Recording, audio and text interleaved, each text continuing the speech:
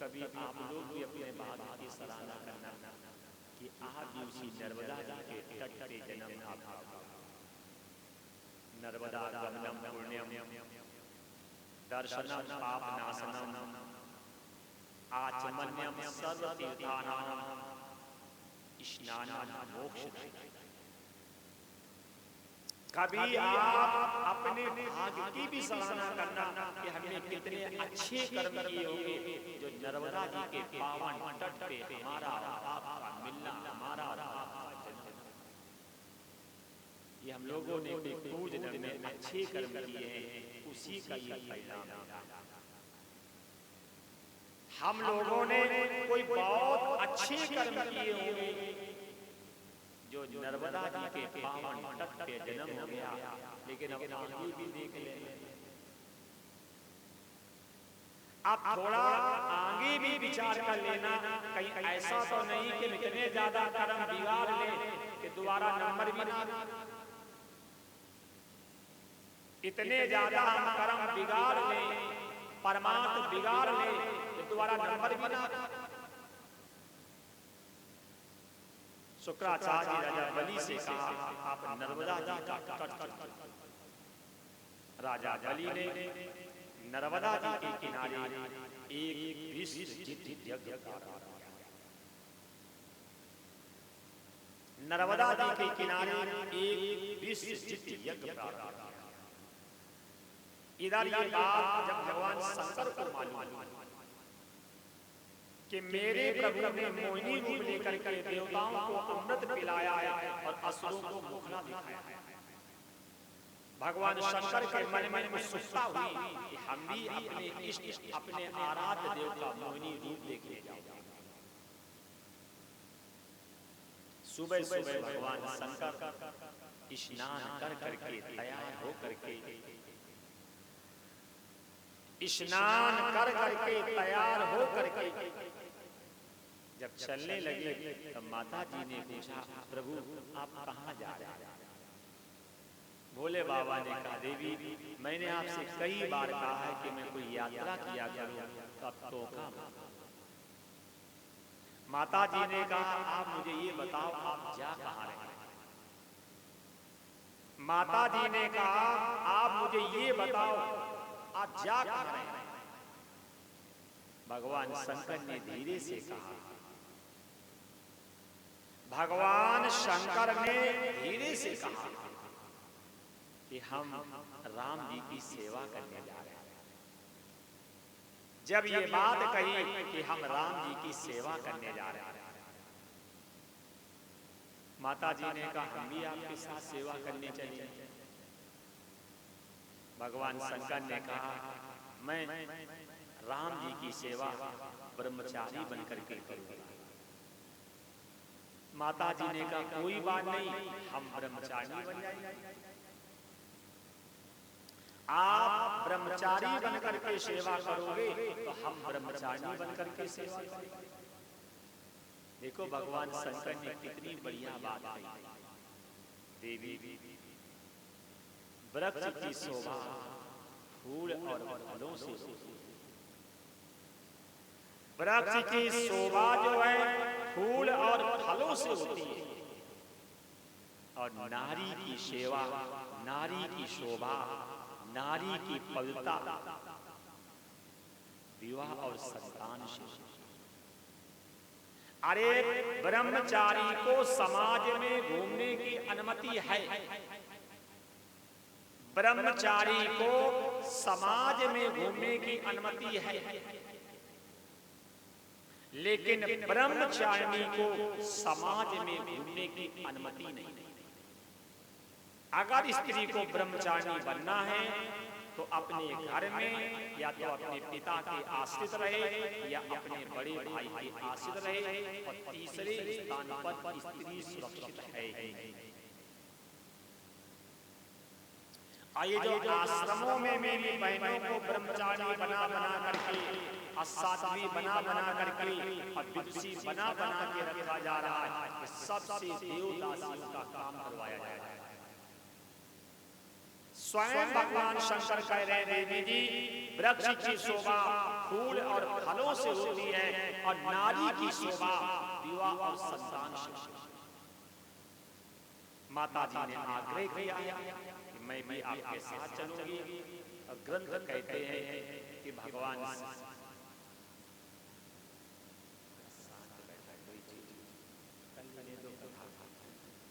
शांत बैठा करो, बिल्कुल जो हो रहा है सो होने दो। श्री कृष्ण गोविंद हरे मुरारी, श्री कृष्ण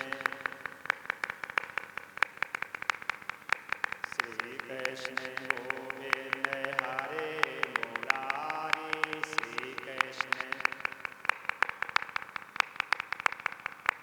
हे नाथ नारायण वासुदेवा,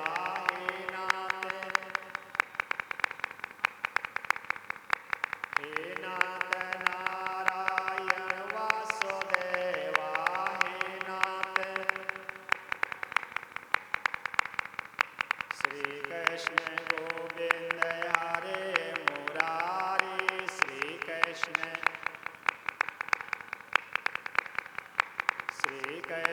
गोविंद हरे मुरारी, श्री कृष्ण हे नाथ नारायण वासुदेवा,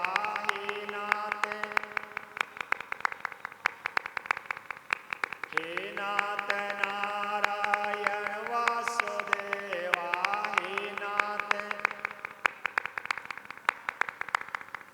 श्री कृष्ण गोविंद हरे मुरारी, श्री कृष्ण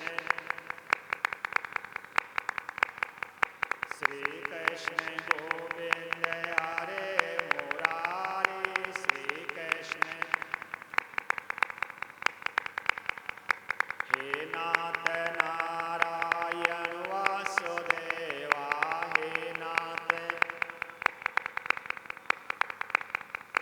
हे नाथ नारायण वासुदेवा, हे नाथ श्री कृष्ण गोविंद हरे मुरारी, श्री कृष्ण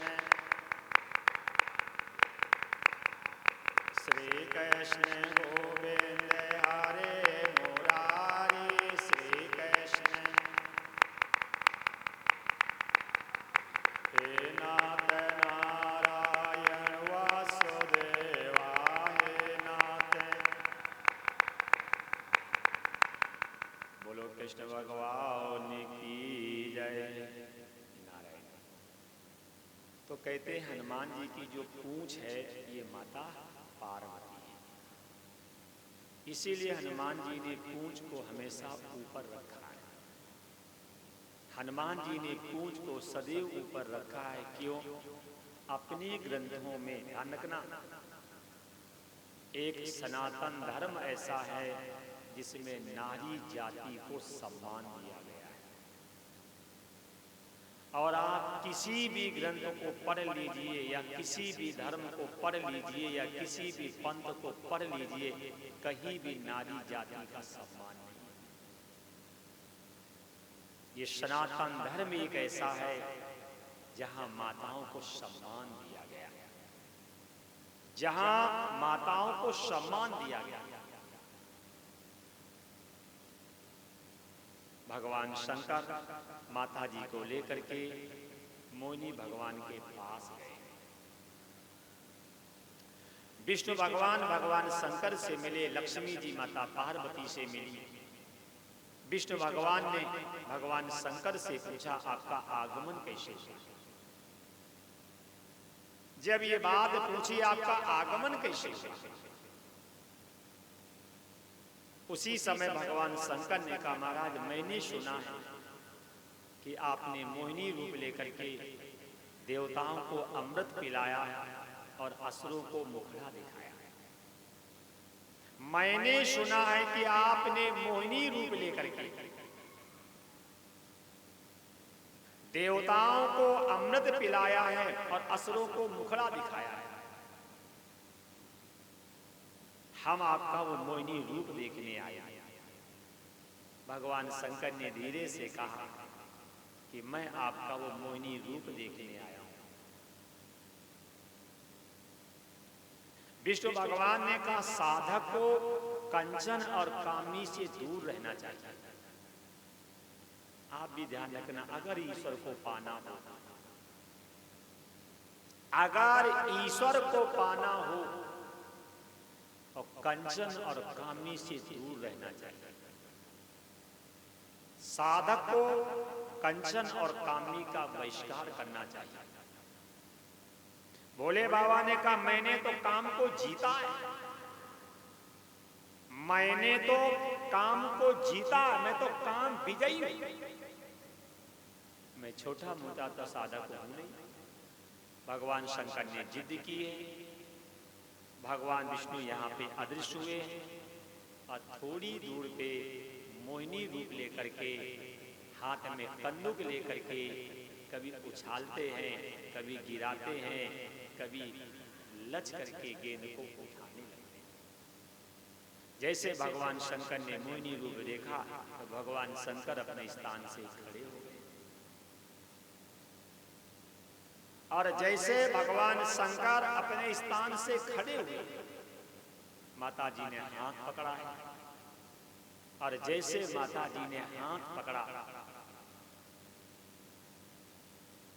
भगवान शंकर ने हाथ छुड़ा लिया और हाथ छुड़ा करके आगे आगे भगवान विष्णु मोहिनी रूप में है और पीछे पीछे भगवान शंकर पकड़ने के लिए दौड़ रहे हैं। पीछे से भगवान शंकर जो है वो पकड़ने के लिए भागते भागते बहुत दूर गए। मोहिनी भगवान एक पेड़ की आड़ में खड़े होकर मोहिनी भगवान एक पेड़ की आड़ में खड़े होकर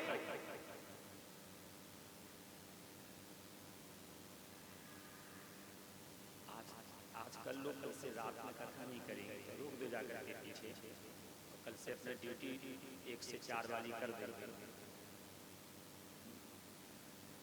श्री कृष्ण गोविंद हरे मुरारी, श्री कृष्ण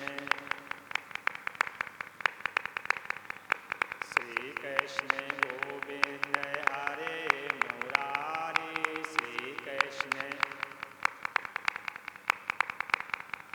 हे नाथ नारायण वासुदेवा, हे नाथ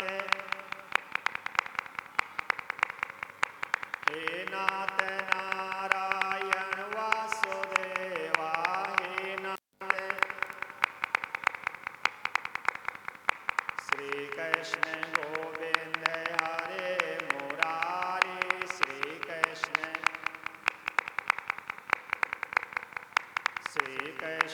गोविंद हरे मुरारी, श्री कृष्ण हे नाथ नारायण वासुदेवा, हे नाथ। बोलो कृष्ण भगवान की जय। तो भगवान विष्णु मोहिनी रूप लेकर के बहुत दूर जाकर के पेड़ की आड़ में खड़े होकर के मुड़ करके जब भगवान शंकर को देखने लगे और भगवान शंकर दौड़ करके गए और दोनों हाथों से मोहिनी भगवान को पकड़ लिया। और जैसे दोनों हाथों से मोहिनी भगवान को पकड़ा है तो प्रभु अपने रूप में आ गए। और जैसे भगवान ने मोहिनी रूप छोड़ करके और अपने रूप में आए, उसी समय भगवान शंकर चरणों में गिर पड़े। प्रभु, हम जैसा व्यक्ति जब आपके रूप को देख करके अपने स्वरूप से विस्मित हो गए, हम जैसा व्यक्ति जब आपके रूप को देख करके अपने स्वरूप से विस्मृति हुए, अपने स्वरूप, तो ये मदिरा पीने वाले राक्षस अगर आपके स्वरूप को देख करके, आपके रूप को देख करके अपने से विचलित हो गए तो कौन सा बड़ा काम है। कौन सा बड़ा काम हो गया? उसी समय कहते शंकर सुमन, भगवान शंकर का तेज जमीन पे गिरा है। कई शंकर सुमन कह देते हैं, कोई कोई शंकर स्वयं भी कह देता है। और उसी तेज को वायु देवता बट वृक्ष के पत्ते पे रख करके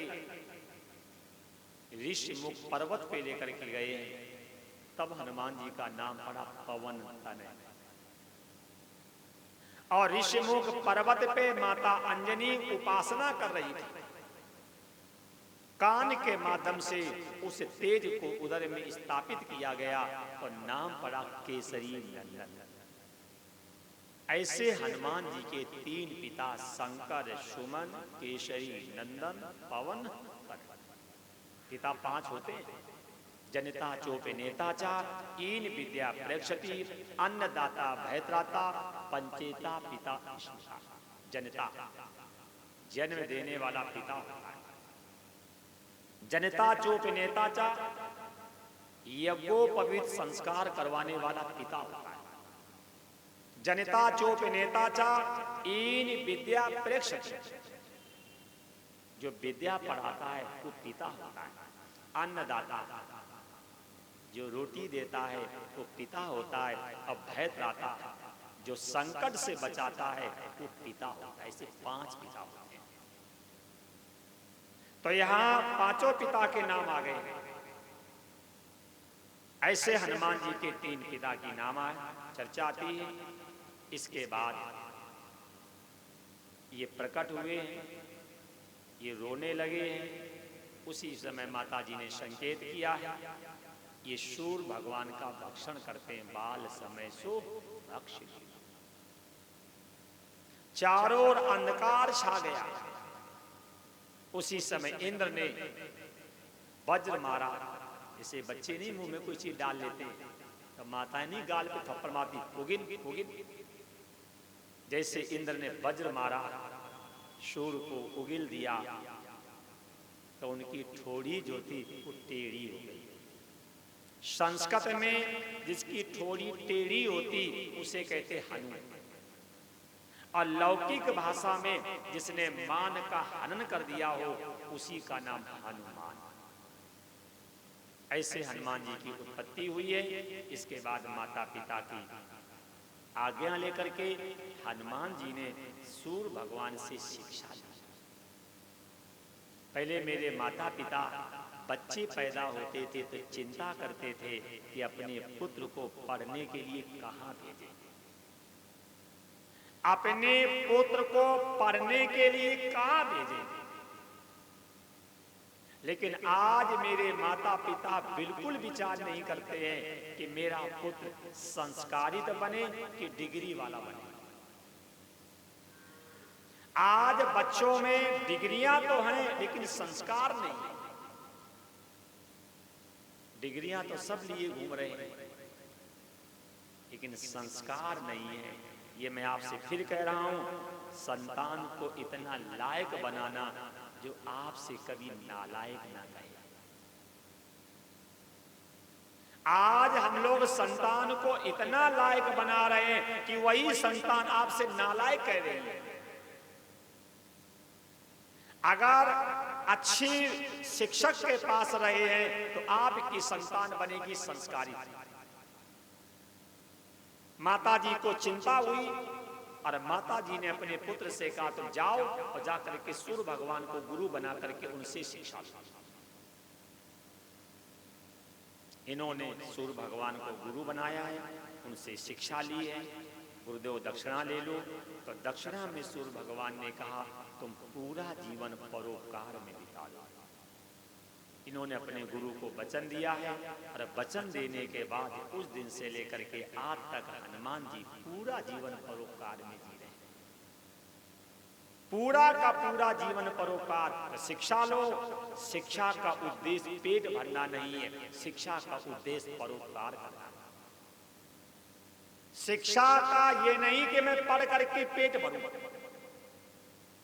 तो आज तो जीवन का उद्देश्य पेटे भरना तो बचा है।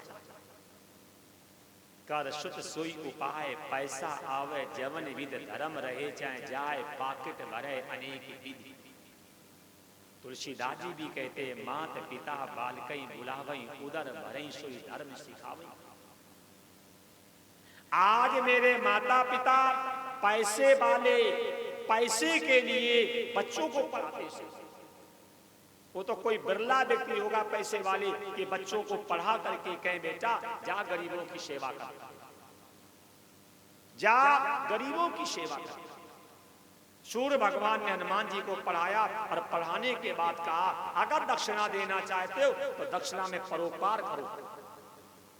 हनुमान जी ने कहा गुरुदेव मैं आपको वचन दे रहा हूं, आज के बाद जीवन का उद्देश्य, जीवन का कर्तव्य, जीवन का लक्ष्य परोपकार। देख लो बेचारे हनुमान जी का पूरा जीवन परोपकार में बीत गया। ये कथा आती है। अब आगे 52 उपाख्यान की कथा।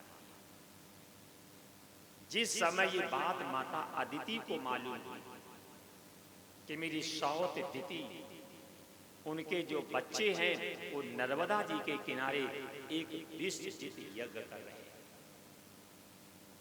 मेरी सौत के जो बच्चे हैं वो नर्मदा जी के किनारे विस्तृत यज्ञ कर रहे हैं। माता जी उदास रहने लगे। ध्यान रखना आप लोग भी गृहस्थ, पति के रहते हुए अगर पत्नी उदास रहती है तो पति का जीना निरर्थक है। अरे आपने 100 बारातियों के सामने कन्या का सुहाग भरा था। आपकी जिम्मेदारी बनती है कि अपनी पत्नी को हमेशा खुशी रखो। और देवी भागवत में भी बात लिखी है यस्त नारस्त पूजन्ते रमन्ते तत् देवता। जिस घर में नारी का सम्मान किया जाता है, जिस घर में नारी की इज्जत की जाती है, जिस घर में नारी के मन के अनुसार किया जाता है, उस घर में देवता लोग दर्शन करने आते हैं। और जिस घर में नारी का अपमान किया जाता है तद गृहम शमशानम स्मृतम, वो घर शमशान की तुल्य बन जाता है। देख लो जिन जिन घरों में नारियों का अपमान किया गया वो घर शमशाने तो बने। लंका में सीता का अपमान किया गया, 1 लाख पुत्र और 1.25 लाख नाती, ता रावण घर दिया ना बाती। मथुरा में देवकी का अपमान किया गया, कंस का वंश ही नाश हो गया।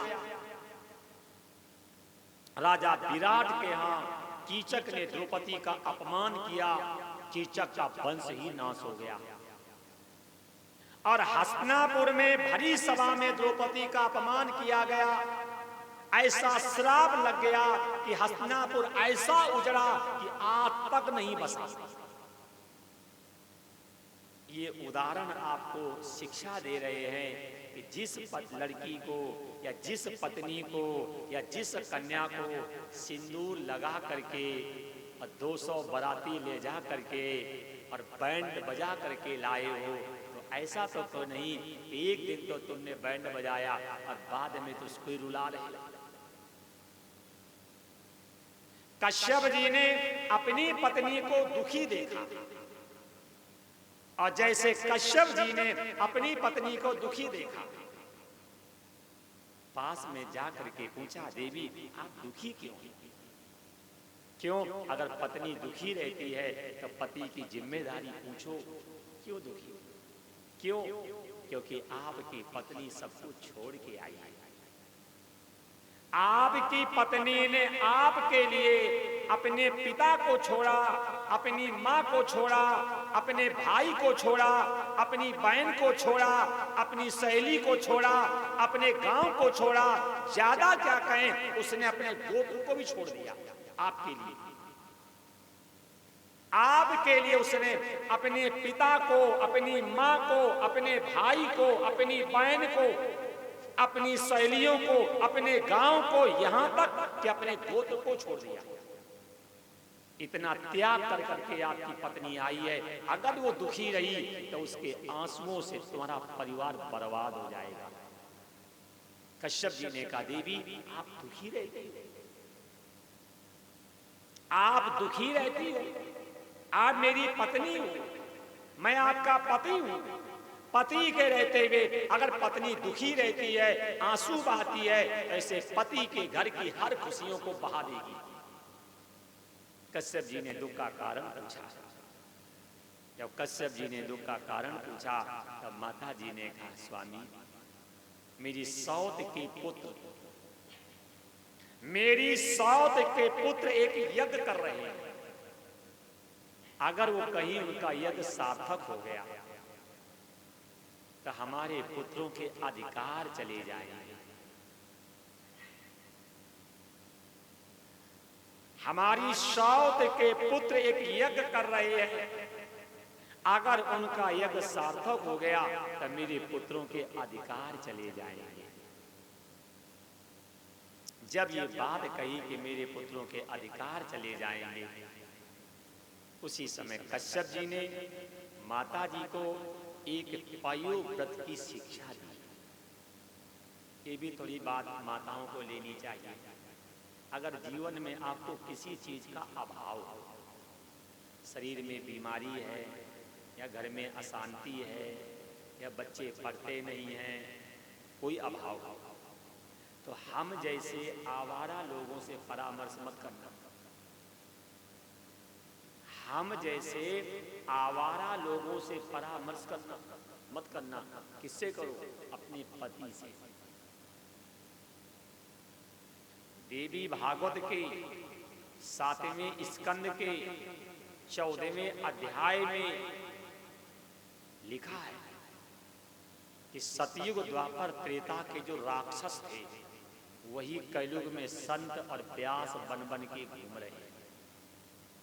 फिर सुन लो, देवी भागवत के 7वें स्कंद के 14वें अध्याय के और 22वें मंत्र में लिखा है कि सतयुग द्वापर त्रेता में जो राक्षस थे और वही कलयुग में व्यास और संत बन बन के घूम रहे हैं। तो जो राक्षसों के काम थे वही तो मेरे काम है। और राक्षस किसे कहते हैं? गीता के 16वें अध्याय को पढ़ो। गीता के 16वें अध्याय में दैवी और आसुरी स्वभाव के लक्षण दिए। अगर वो लक्षण आप हम में मिलाओगे तो 2-4 ज्यादा तो हो सकते लेकिन कम एक भी नहीं होगा। इसलिए माताओं से निवेदन है, अगर जीवन में कोई अभाव हो तो अपने पति से परामर्श करो। और पति की जिम्मेदारी है कि आपकी पत्नी को किसी चीज की आवश्यकता है, तो अगर आप उस आवश्यकता की पूर्ति नहीं कर सकते तो कहां जाओ? माता कौशल्या को पुत्र की इच्छा थी। दशरथ जी से कहा, दशरथ जी कहां गए? गुरु ग्रह तुरत गयो मही पाला। लिखा है पत्नी की जिम्मेदारी है पति से कहो। अब पति अगर उसकी कामना की पूर्ति नहीं कर सकता है तब पति की जिम्मेदारी अपने गुरु के पास जाओ। कौशल्या जी ने दशरथ जी से कहा, दशरथ जी को चिंता हुई, कहां गए? गुरु ग्रह तुरत गयो मई पाला। ये तो लिखा है, एक बार भूपत मन माही अब भई ग्लान मोरे सुत नाही और गुरु ग्रह तुरत गयो मही पाला। अगर ये बातें आप लोगों को समझ में आ जाएं तो संतों का लिखना, मेरा बोलना, आपका सुनना सार्थक हुआ कि नहीं?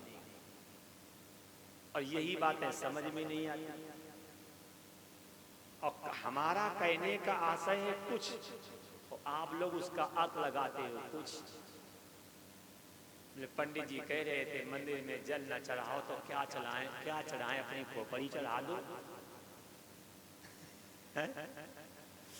हमने ये नहीं कहा कि जल मत चढ़ाओ, हमारा कहने का सही है अच्छा आप बताओ, मंदिर जब आप जाते हैं, शिवलिंग मंदिर के बीच में है कि वो देरी पर है? कहाँ है? कहाँ है? बीच में होगा तो जल बीच में चढ़ाओ, गेट पे काहे चढ़ा रहे हो? हम कह रहे हैं कुछ और तुम सुन रहे हो कुछ। कहने का मेरा आशय कुछ और यहां लगी बुद्धि में जंग, समझ रहे हो कुछ। ध्यान रखना, सुनो, कथा में मन तब लगेगा प्रसंग क्या है, बोल क्या रहे हैं, इसका अर्थ क्या है। हम तो हर बात आप लोगों को समझाते हैं। अच्छा आरती क्यों करते हैं? आरती मूर्ति की इसलिए की जाती है, मूर्ति को अनिष्टता से बचाने के लिए। ये तो आशय है। कथा में आरती क्यों करते हैं? कथा बोलने में, कथा सुनने में अगर कोई त्रुटि हो जाए तो उसके प्रायश्चित के लिए। अब आपने मूर्ति की आरती करी और आरती करने के बाद फिर आरती तुमने उन्हीं को दे दी, फिर फायदा क्या रहेगा? आपने कथा की आरती करी और आरती करने का फिर तुमने आरती वैसे कर दिया, फायदा क्या है? और यही बातें जब हम कह देते हैं तो फिर क्यों कह रहे? अच्छा बताओ, आपने इस गद्दी पर हमें झूठ बोलने के लिए बिठाया था कि सच बोलने के लिए? हाँ जी, आपने इस गद्दी पर हमें अच्छी रास्ता बताने के लिए बिठाया था कि गुमराह करने के लिए? आपने इस गद्दी पर हमें शास्त्र की बात बताने के लिए बिठाया था कि अब मनमानी बात। जब आपने मुझे गद्दी पर बिठाया है, शास्त्र की बात बोलो, अच्छी बात बोलो, ईश्वर प्राप्ति की रास्ता बताओ, रूढ़ बाताओं को हटाओ, तो हम वही तो कर्तव्य कर रहे हैं। वही तो हम कर्तव्य कर रहे हैं। तो कथा से शिक्षा लेना। माताओं को अगर किसी चीज की आवश्यकता है अपने पति से कहो, हम लोगों से बिल्कुल मत कहें।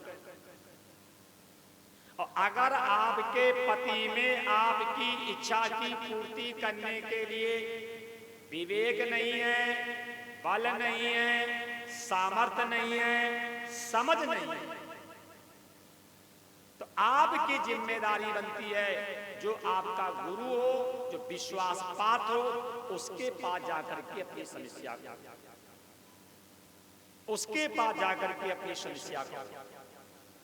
माता अदिति ने कश्यप जी से कहा, माता अदिति ने कश्यप जी से कहा, और कश्यप जी ने माता अदिति को एक पयोव्रत की शिक्षा दी।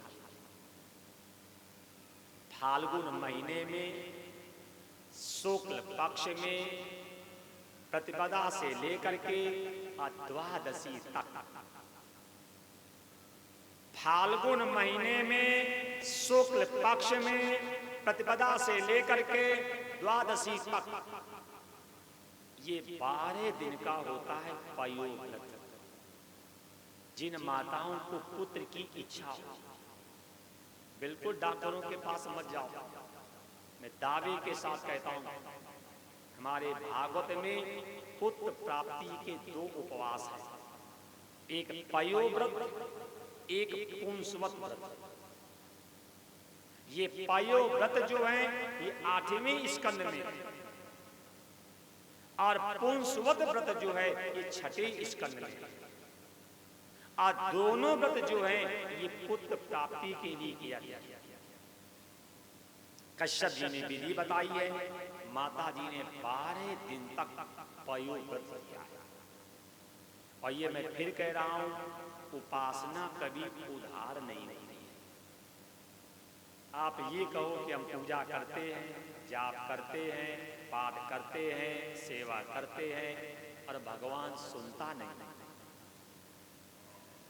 ये बात हम बिल्कुल भी मानने को तैयार नहीं। आपके सुनाने में कमी हो सकती है, लेकिन ईश्वर के सुनने में कमी नहीं हो सकती। आपके सुनाने में गलती हो सकती है, लेकिन ईश्वर के सुनने में लापरवाही नहीं। सीता जी ने प्रार्थना की है तो माता जी ने सुनी नहीं सुनी? बोलो। सीता जी ने माता जी की प्रार्थना करी तो माता जी ने सुना कि नहीं सुना? मूर्ति बोली भी है, हंसी भी है, और प्रसाद में माला भी दी।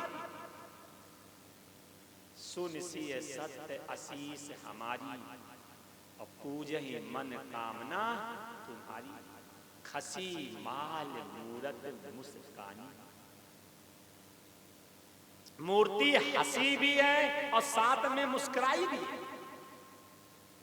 खसी माल मूरत मुस्कानी। ये आपके सामने देखो प्रमाण है कि उपासना कभी उधार नहीं होती। बहुत से कह देते कि हम पूजा करते भगवान सुनते ही नहीं, हम पाठ करते भगवान सुनते ही नहीं, हम कथा सुनते भगवान सुनते ही नहीं।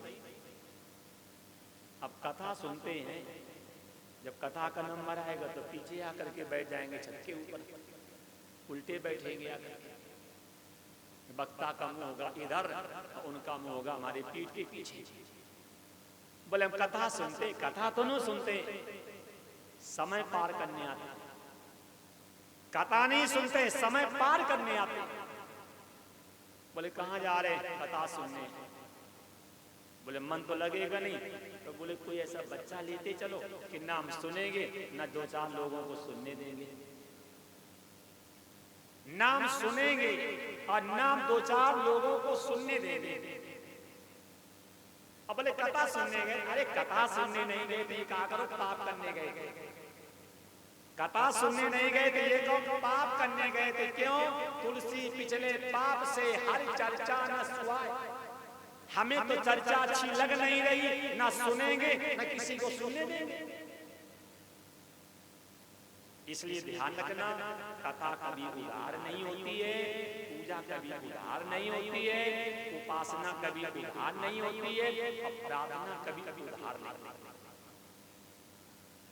आप सच्चे मन से कथा सुनिए, आप सच्चे मन से पूजा करिए, आप सच्चे मन से पाठ करिए, आप सच्चे मन से जाप करिए, आप सच्चे मन से ध्यान करिए, ईश्वर सुनेगा।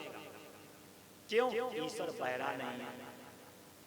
ईश्वर बहरा नहीं है, उसके लिए लिखा सर्वतः पाणिपादं तत् सर्वतो शिरोमुखः। उसके सब जगह हाथ हैं, सब जगह पैर हैं, सब जगह नेत्र हैं, सब जगह उसकी आंख। तो हमारे सुनाने में तो कमी हो सकती है, लेकिन ईश्वर के सुनने में कभी कमी हो ही नहीं सकती, कभी नहीं हो सकती। देखो प्रमाण आपके सामने। माता जी ने 12 दिन तक ईश्वर की उपासना की प्रयोग किया। भगवान प्रसन्न हुए, माता जी के सामने प्रकट हुए। बोलो 12 दिन में प्रकट हुए। यहाँ तो 12 साल तक करते। मंदिर जाते जाते पैरों की तलवे की खाल छिल गई। मंदिर में मत्था टेकते टेकते हो सकता माथे पे निशान भी पड़ गए हो। मंदिर में जल चढ़ाते चढ़ाते हो सकता लोटे फूट गया हो। मंदिर में प्रार्थना करते करते कहो गले बैठ गया। अब कथा सुनते सुनते सुनते कहो कानों में हड़तालें हो गई हो। लेकिन कुछ सुधार क्यों नहीं? बोलो। यहाँ तो 12 दिन में भगवान प्रसन्न हो गए। यहाँ तो 22 साल तक उपासना का तो होता ही नहीं। क्यों नहीं होता? क्योंकि हम उपासना नहीं करते हैं, हम पूजा नहीं करते हैं, हम दम्भ करते हैं। वो जा रहा तो हम जा रहे। क्यों जा रहे मालूम नहीं। सैकड़ों माताओं से मैंने पूछा मंदिर क्यों जाती? हमें क्या मालूम, उन्होंने बताया तो हम जा रहे हैं। यही तो है, उन्होंने बताया तो हम जा रहे हैं। क्यों जा रहे हैं हमें क्या मालूम। अच्छा यही पूजा पद्धति है क्या?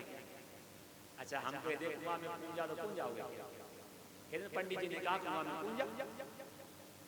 ऐसा मत करो, सुनो सबकी करो मन की। सुनो सबकी करो मन की। क्यों? अन्न खाते हैं, भूसा नहीं खाते। लोग अन्न खाते हैं, ईश्वर ने मुझे बुद्धि दी है और अपनी भी तो विवेक का इस्तेमाल करना चाहिए। बिना विचारे जो करे सो पाछे पछताए, काम बिगाड़ो आपनो जग में होए। बोले उन्होंने बताया बेलपत्र चबाओ, सैकड़ों बीमार पड़ गए, अब बताओ क्या करोगे? बिना विचार के क्या, तभी तो परिणाम भरा।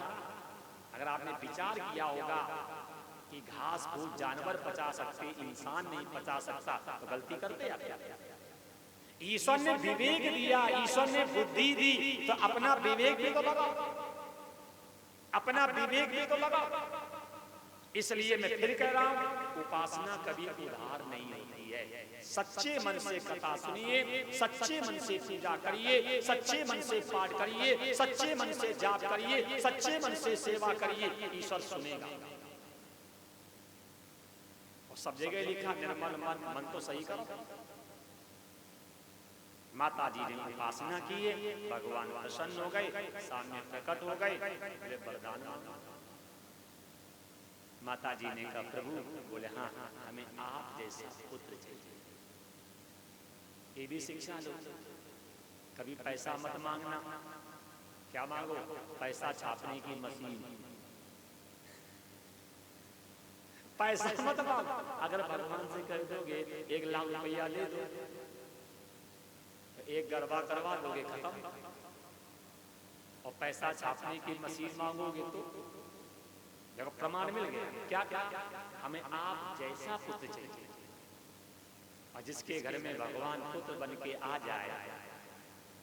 अच्छा आप बताओ, निमंत्रण कार्ड आपके नाम आता है कि आपकी पत्नी के नाम आता है? किसके नाम आता है? आपके नाम आता होगा, लेकिन ये साथ में जाती होंगी, जाती होंगी। अच्छा कोई लेडीज फंक्शन हो और इनके नाम आवे तो आप जाते हैं? नहीं जाते। बोलो सही बात है। इसलिए इन्हें निमंत्रण दोगे तो तुम जा नहीं पाओगे, और इन्हें निमंत्रण दोगे तो साथ आ जाएगा। इसलिए जिसके घर में भगवान पुत्र बन के आएंगे तो उनकी पत्नी लक्ष्मी जी कहाँ जाएंगे? तो साथ ही चली आएंगे। देखो ये हिंदुस्तान की माताएं कितनी पढ़ी लिखी थी। बोले महाराज, बोले हाँ हमें आप जैसा पुत्र चाहिए, और जिसके घर में भगवान पुत्र बन के आएंगी, लक्ष्मी का घर से भाग जाएंगी क्या? देखो ये हिंदुस्तान की माताओं का विवेक, हिंदुस्तान की माताओं की समझ, ये हिंदुस्तान की माताओं की दूरदर्शिता, ये हिंदुस्तान की माताओं की पारदर्शिता। प्रभु बोले हाँ हमें आप जैसा पुत्र चाहिए। भगवान ने कहा माता जी, बोले हाँ हम जैसा पुत्र मिलेगा नहीं। क्यों? बोले हम अद्वितीय। एक माता पिता के 4 पुत्र होते हैं, और चारों पुत्रों की अकल और सकल में अंतर होता है कि नहीं होता? बोलो। एक माँ बाप की 4 संतानें हो, 6 संतानें हो, और सब में अकल और सकल में अंतर है कि नहीं है? क्यों? क्योंकि ईश्वर अद्वितीय है, तो उसकी सृष्टि भी अद्वितीय है। ये माताएं रोज रोटी बनाती हैं, तो आधा घंटा या 1 घंटा लगता होगा, और आधा किलो आटा दिया जाए, 10 रोटी एक साइज की बना लो, नहीं बना पाओगे। क्यों? ईश्वर अद्वितीय है। जब ईश्वर अद्वितीय है तो उसकी सृष्टि भी अद्वितीय है। कितने भी आप बनाने में एक्सपर्ट, वजन में भी अंतर होगा और आकृति में भी अंतर होगा। आप किसी वृक्ष की डाली तोड़ लो, तोड़ना मत, अपने पाप हमें लगेगा। आप किसी भी वृक्ष की डाली तोड़ लो और 50 पत्ते उठा लो, और सारे पत्तों की अकल अलग होगी और शकल अलग होगी। पत्तों में भी अकल होती है, ध्यान रखना। जिस समय आप इनको तोड़ते हो, कि आपको दुआ नहीं देते या आपको बदुआ देते हैं, लेकिन हम लोग इतने ज्यादा बहरे हैं कि इनकी पुकार को सुन नहीं पाते। मानस में लिखा है, कैकेयी की मम्मी को किसी संत ने आशीर्वाद दिया था कि 84 लाख प्रकार के जीव जो हैं वो सबकी भाषा सुन के बोल लेते है। याद किसने कहा है? भरत जी ने। कब कहा है? अम्मा से। याद है? जिस समय कैकेयी ने सारी बात बताई तो भरत जी कहते हैं, हंस वंश दशरथ जनक राम लखन से भाई, और जननी तू जननी भाई। जननी तू जननी भाई। भरत जी की माता जी का मतलब नाना नानी। तब भरत जी के जो नाना थे उनका नाम था अश्वपति। और अश्वपति ने किसी चींटी को और किसी चींटी को लड़ते हुए देखा तो अश्वपति हंसने लगी। तो कैकेयी की माता जी ने पूछा, आप हंस क्यों रहे हो? बोले देवी पूछो मत। बोले नहीं, बताओ। तो अश्वपति ने कहा, अगर हम आपको बता देंगे तो मर जाएंगे। तो कैकेयी की मां ने कहा, कल मरते हो तो आज मर जाओ, लेकिन हंसने का कारण बताओ। तब बता दिया देवी, ये चींटा रात के समय किसी दूसरी चींटी के पास चला गया था और सुबह ये चींटी चींटा से कह रही कि रात के समय जहां गया था वहीं जा। तो हमें इसलिए हंसी आ रही है कि कीट पतंग भी प्रेम करना जानते हैं। बस बताया और मर गए। क्यों? संत ने कहा था कि आप सबकी भाषा जान लोगे लेकिन बता दोगे तो मर जाओगे। और वही भरत जी ने कहा, जननी तू जननी भाई। जैसे तुम्हारी मां ने अपने पति के प्राण लिए, ऐसे तुमने भी अपने पति के प्राण लिए। जननी तू जननी भाई। तो विषय मानस का है, प्रसंग आ जाता है, झटका दे देते हैं उधर का है कि? लेकिन ध्यान रखना, ये वृक्ष पत्ते फूल सब बोलते हैं, लेकिन हम इतने ज्यादा प्रदूषण हो गया कानों में कि हम उनके करुण कंदन को सुन नहीं पाते। जब आप फूल तोड़ते हैं, जैसे हम आपके कान तोड़े, तो आप हमें दुआ दोगे कि बदुआ? यही कहोगे पंडित जी आजाद रहो कि पंडित जल्दी दफना दिए जाओ? ध्यान रखना, गलती मत करना। लेकिन एक वृक्ष की एक डाली की 50 पत्तों को तोड़ के देख लेना कि सबकी शकल अलग अलग। क्यों होगी? क्योंकि ईश्वर जो है ये अद्वितीय है। माता जी ने कहा, मुझे आप जैसा पुत्र चाहिए, हमें आप जैसा पुत्र चाहिए। तो भगवान कह रहे हैं, मां मैं तो अद्वितीय हूं, मैं तो अजन्मा हूं, मैं तो अयोनिज हूं। देख लो, भगवान कह रहे हैं कि हम अद्वितीय हैं, अजन्मा हैं और अयोनिज हैं। जैसे हम लोग 9 महीने तक मां के पेट में रहते हैं, ऐसे भगवान किसी के पेट में नहीं रहते हैं। परवश जीव स्वबस भगवत। जीव जो है परवश है और ईश्वर जो है ये स्वबस है। निज इच्छा निर्मित तन, ये तो लिखा है, निज इच्छा निर्मित तन। हम लोग परीक्षा में हैं और ईश्वर जो निज इच्छा में है। माता जी ने कहा, प्रभु बोले हाँ, अगर आप जैसा पुत्र ना हो तो आप ही पुत्र बन के आ जाए। अगर सृष्टि में आप जैसा पुत्र नहीं तो आप ही पुत्र बन के आ जाए। देखो, ये भी हिंदुस्तान की माताओं की बुद्धिमत्ता है कि अगर सृष्टि में आप जैसा पुत्र नहीं तो आप स्वयं पुत्र बन के आ जाओ। इसीलिए हम माता जी से कहते हैं, उपासना ऐसी करो जो आपका नाम हो जाए।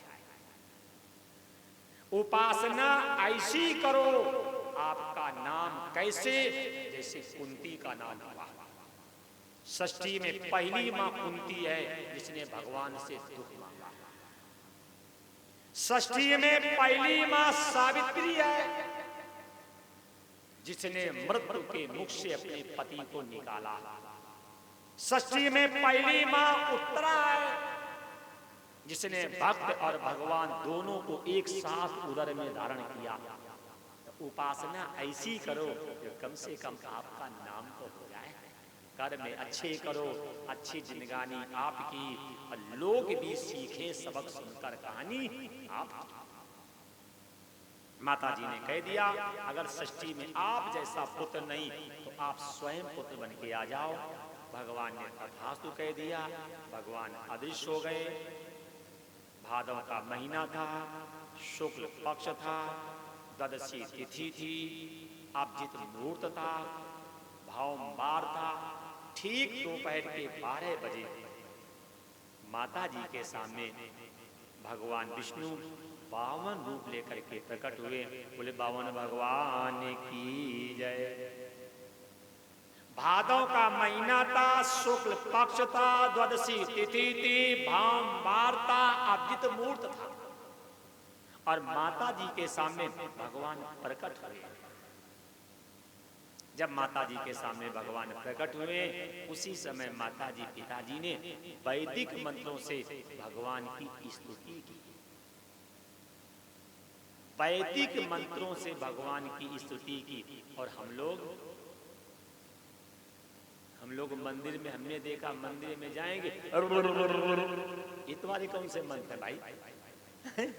बोलो, आप बताओ, ये आपके कौन से मंत्र है? ये निम्बोल के नए मंत्र हैं क्या? ये मध्य प्रदेश के पुराने में यही मंत्र लिखे गए हैं क्या? अच्छा आप बताइए, मंत्र है कोई? मंत्र है कोई क्या? मतलब हम लोगों ने तो जानवरों को भी लजा दिया। हम लोगों ने तो जानवरों को लजा दिया। और क्या कहते हैं? बोले भगवान शंकर प्रसन्न होते हैं। भगवान शंकर इतना बड़ा अनपढ़ आदमी है क्या? गमार आदमी है क्या? प्रसन्न हो जाएंगे? ये सब अनावश्यक बातें मत बोला करो। क्यों? ईश्वर देखता होगा, हंसता होगा।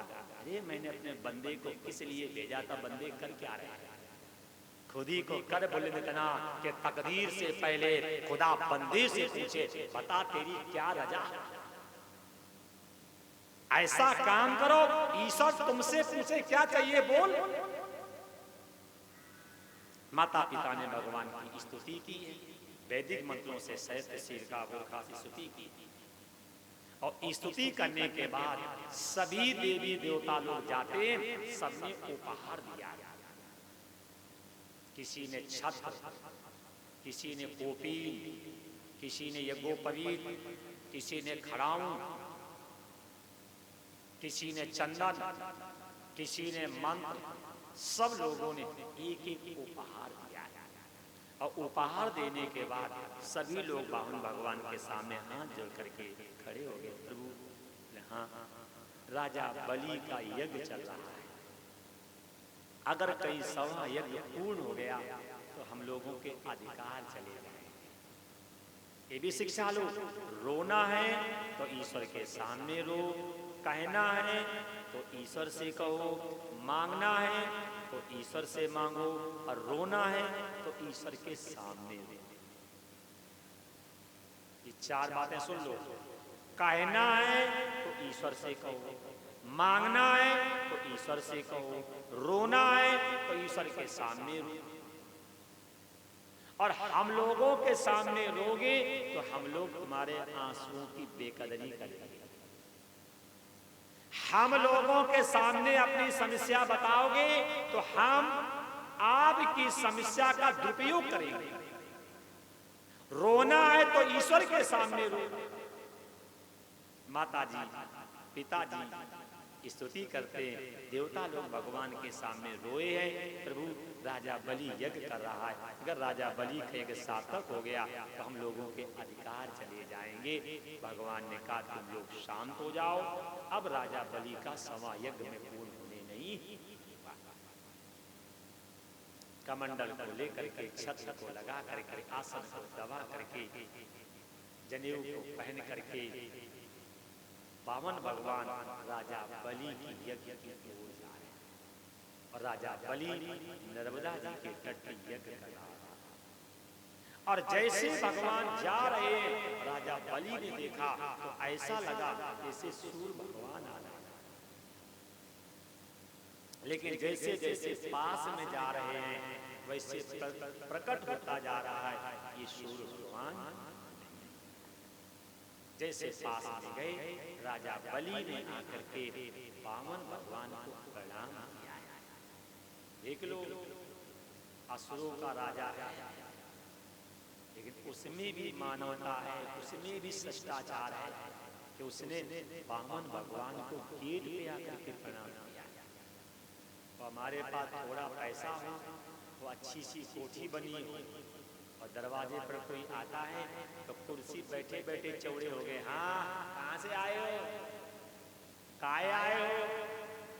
मतलब हम में इतनी भी मानवता नहीं है कि वो घर छोड़ करके तुम्हारे गेट पे आया और तुम कुर्सी छोड़ करके गेट पे उससे मिलने आया। हम कुर्सी छोड़ करके उससे मिलने आया। ये कथा से शिक्षा ले लेना। राजा बलि गेट पे आकर के वामन भगवान को प्रणाम करता है और प्रणाम करने के बाद कहा, ये मेरा सौभाग्य है, ये मेरा सौभाग्य है, इस यज्ञ में आप जैसा ब्रह्मचारी आ गया। देखो ये बात मैंने कल भी कही थी, फिर दोहरा रहा हूं। गांव में संत आवे कृपा, टिक जाए अति कृपा, गली में आ जावे विशेष कृपा, आपके गेट पे खड़ा हो जाए सौभाग्य, और आपको समझाने लगे आओ सौभाग्य, फिर भी तुम ना मानो, ये तुम्हारा है दुर्भाग्य।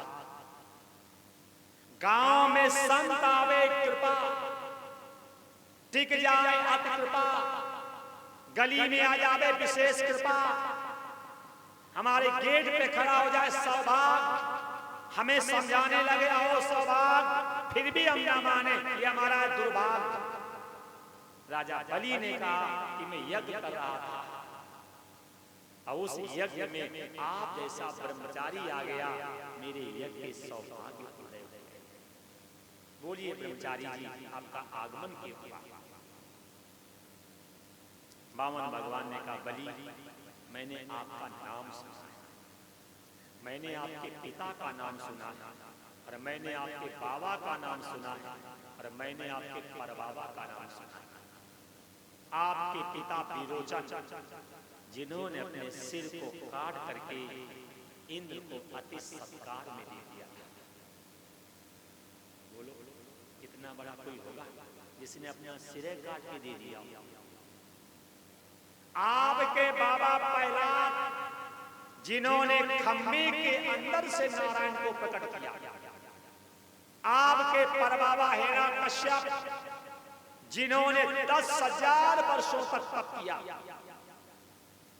मैं आपका नाम सुन करके आया हूं, आपके पिता का नाम सुन के आया हूं, आपके बाबा का नाम सुन के आया हूं, आपके परबाबा का नाम सुन के आया हूं कि आप जैसा कोई दानी नहीं।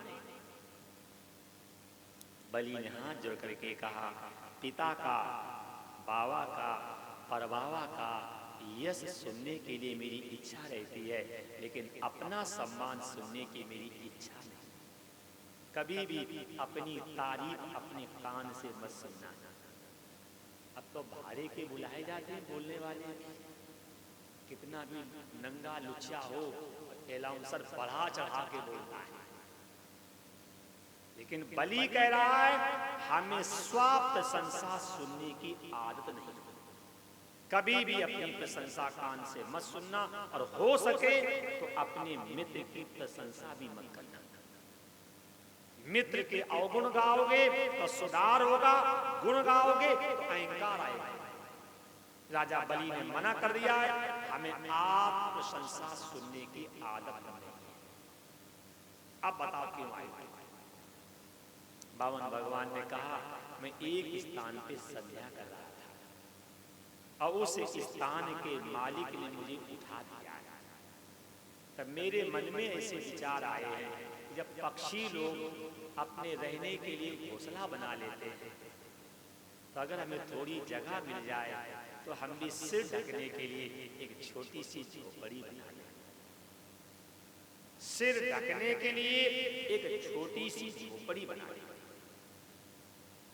बलि ने कहा मांगो, 100, 200, 400 बीघा खेत मांग लो। तो भगवान ने कहा संकल्प करो।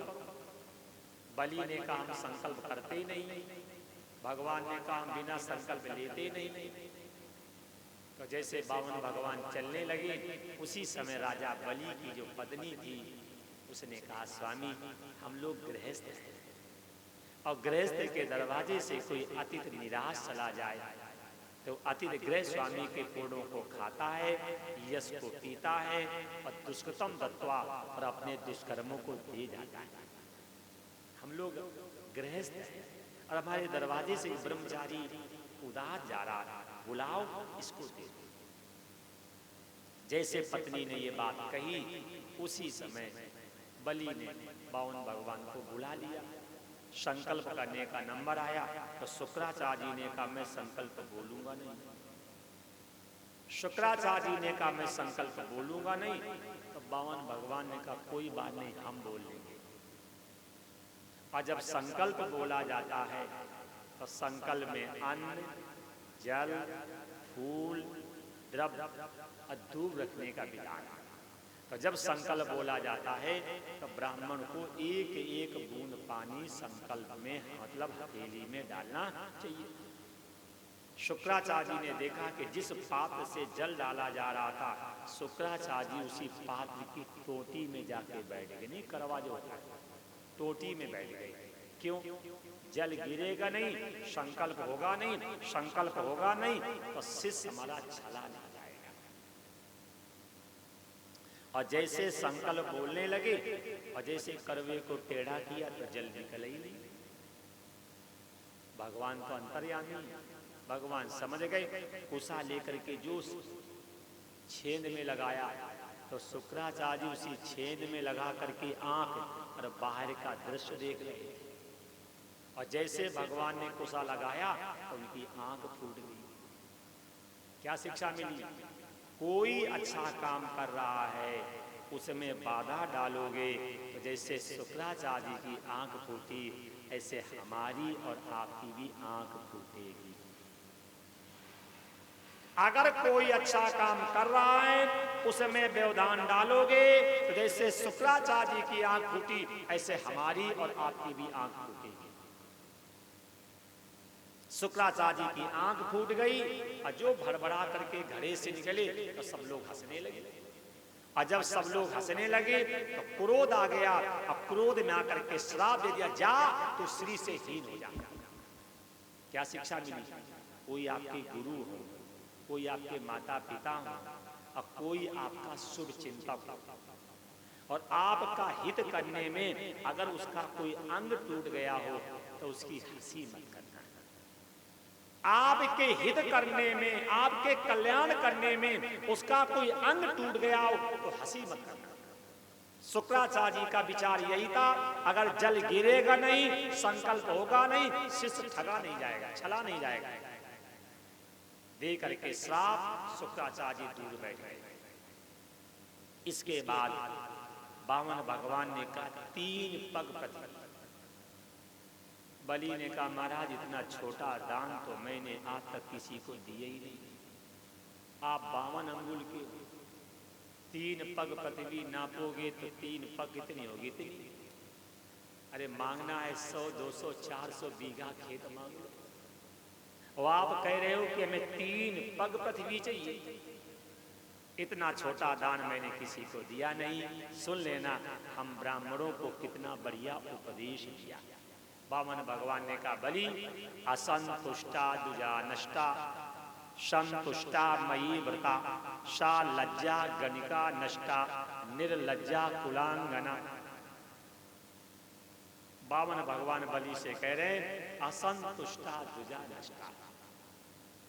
ब्राह्मण अगर असंतोषी हो गया तो ब्राह्मण का पतन निश्चित है। असंतुष्टा दुजा नष्टा संतुष्टा मही व्रता। राजा अगर संतोषी हो गया तो राजा का पतन निश्चित है। सा लज्जा गणिका नष्टा, वैश्या लज्जावान हो गई तो उसका पतन भी निश्चित है। और निर्लज्जा कुलांगना, अगर कुल की माताएं निर्लज्ज हो जाएं तो उनका पतन भी निश्चित है। बामन भगवान ने कहा मैं ब्राह्मण हूँ, मैं संतोषी हूँ, मुझे 3 पग ही पृथ्वी चाहिए, ज्यादा पृथ्वी मिल जाएगी तो उसी की देख रेख में लगा रहूंगा, ईश्वर का चिंतन छूट जाएगा। शुक्राचार्य जी ने कहा बलि जिद मत कर, ये देखने के लिए टिंडा लग रहा है, जब नापेगा तब पहला पैर इसका बटिंडा में गिरेगा। ये देखने का छोटा है लेकिन कर्म इसके बड़े खोटे हैं। जिद मत कर, 3 पग पृथ्वी चुकाना मुश्किल पड़ जाएगा। बलि ने कहा गुरुदेव, अरे गुरु को तो अच्छे काम की प्रेरणा देनी चाहिए, आप बाधा डाल रहे हैं। अगर ये पूरे ब्रह्मांड का मालिक है और हमारे दरवाजे पर भीख मांगने आया है तो देने वाले का हाथ ऊपर होता है और लेने वाले का हाथ, देखो तो गांव में कोई भीख मांगने आता है तो आप उसे गाली देते हो। ये गद्दी पर बैठ करके जो भीख मांगते हैं आप उनकी आरती करते हो। बोला गली में कोई 2 रुपया 4 रुपया 5 रुपया मांगता, आप उसे गाली देते हो। और गद्दी पर बैठ करके माइक से भीख मांगते आप इन भिखारियों की आरती करते हैं। ये समझदारी नहीं। देखो प्रमाण है। बलि कह रहा गुरुदेव, देने वाले का हाथ ऊपर होता है और लेने वाले का हाथ नीचे होता है। अगर ये भगवान है और हाथ पसारेंगे और हम देंगे तो हम तो इनसे बड़े हो जाएंगे, हम तो इनसे बड़े हो जाएंगे। अच्छा आप बताओ, दान देना धर्म का काम है तो लेना फिर अधर्म का काम हुआ कि नहीं हुआ? जब देना धर्म का काम है तो लेना फिर अधर्म का काम हुआ कि नहीं हुआ? नियम है, धर्म अधर्म सुख दुख मान अपमान यश अपयश जन्म मृत्यु जोड़ा है कि नहीं? जब देना धर्म का काम है तो लेना अधर्म का काम हुआ कि नहीं हुआ? तो लेने वाले को धार्मिक मत कहा करो, हमारी भाषा मुझसे कहा करो अधर्मी है। आप नहीं कह पाओगे क्योंकि आप लोग डरते हो। आप नहीं कह पाओगे, क्यों? बस आगे नहीं कहूंगा। ये कहावत नहीं, गधा गधा की पीठ खिलाता है। वो छोटे भिखारी, हम उनसे बड़े भिखारी हैं तो हम भी, तो ध्यान रखना है। आपके सामने प्रमाण 3 पग पृथ्वी का संकल्प करवाने के बाद भगवान एकदम त्रिविक्रम विराट रूप में आ गए। और जैसे भगवान विराट रूप में आए, बलि दोनों हाथ जोड़ करके, शुक्राचार्य जी दौड़ करके आए। शिष्य बोले हाँ मना कर दे, नहीं दिया नहीं दिया नहीं दिया। हमारी भागवत में भी लिखा है, अन्य ग्रंथों में भी लिखा है कि 3 स्थानों पे झूठ बोला जाए तो असत्य का दोष नहीं लगता है। अगर किसी के प्राण जा रहे हैं, अगर किसी कन्या का विवाह हो रहा हो और अगर अपनी जीविका जा रही हो, अगर झूठ बोला जाए तो पाप नहीं लगता है। शुक्राचार्य जी ने कहा मना कर दे, नहीं दिया नहीं दिया नहीं दिया। क्यों? आपकी जीविका जा रही है। राजा बलि ने कहा गुरुदेव, ये मेरा सौभाग्य है। अरे ईश्वर की संपत्ति ईश्वर को अर्पण करने का अवसर मिल गया। ये सारी संपत्ति ईश्वर की है और ईश्वर की संपत्ति और ईश्वर को देने का अवसर मिल गया। कहते तो आप भी हैं, तेरा तुझको अर्पण क्या लागे मेरा। कहते हैं तेरा तुझको अर्पण क्या लागे मेरा। फिर उस समय काहे बन रहे हो आप चौधरी कि हमने उसे दान दिया। बोला फिर आप क्यों अहंकार बढ़ा रहे हो कि हमने उसे दान दिया? हमने ये किया। जब आप कह रहे हो कि तेरा तुझको अर्पण, क्या लागे मेरा, तो ये बात आचरण में भी ले आओ कि ईश्वर की संपत्ति थी, ईश्वर को दे दी। कथा याद है पीछे, जड़ भरत की भाभियों ने कहा जाओ और खेत में जाकर के चिड़िया उड़ाओ। अब भरत जी क्या कहते हैं, राम की चिड़िया, राम के खेत, खाओ चिड़िया भर भर पेट। चिड़िया भी राम की हैं, खेत भी राम के, हम काहे पाप के भागी बने। राम की चिड़िया और राम के खेत, खाओ चिड़िया भर भर पेट, ये तो बोला था। तो जब आप भी कहते हो कि तेरा तुझको अर्पण, क्या लागे मेरा, तो जब किसी को दान दिया करो तो अभिमान मत किया करो, यही कहा करो ईश्वर की संपत्ति ईश्वर की सेवा में लगा दो। ईश्वर की संपत्ति को ईश्वर की सेवा में लगा दो।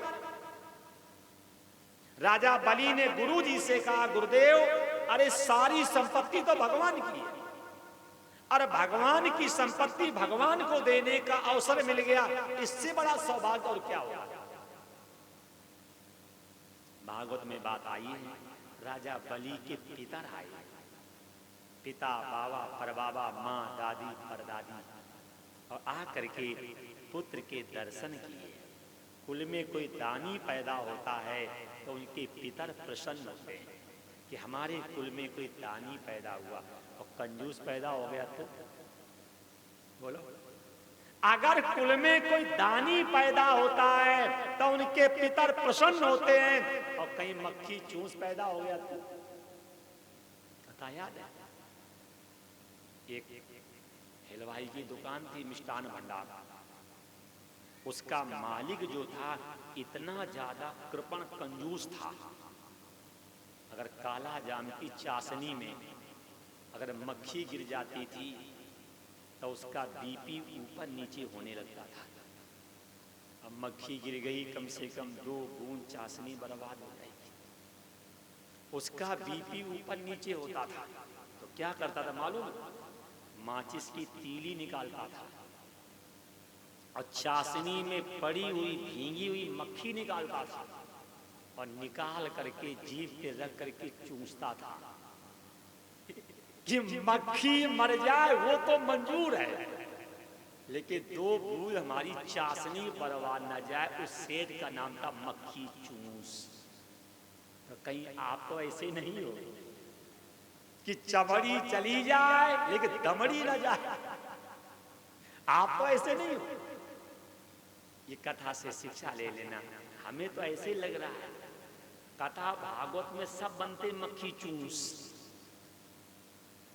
और नाचने वाली जब आ जाए तो सब बनते लखपति बाप की औलाद। फूटी आंख विवेक की तो क्या करे जगदीश, और चंपा कली को 300 पंडित जी को 20।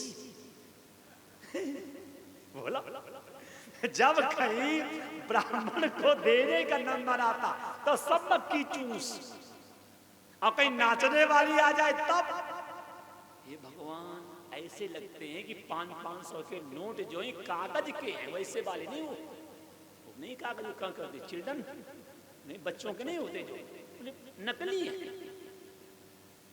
नाचने वाली आ जाए तो 500 रुपए नकली, अब ब्राह्मण को कहीं देने पर जाए तो 20 रुपए असली। तो ध्यान रखना मक्खी चूस मत बन जाना। ये कथा से शिक्षा ले लो।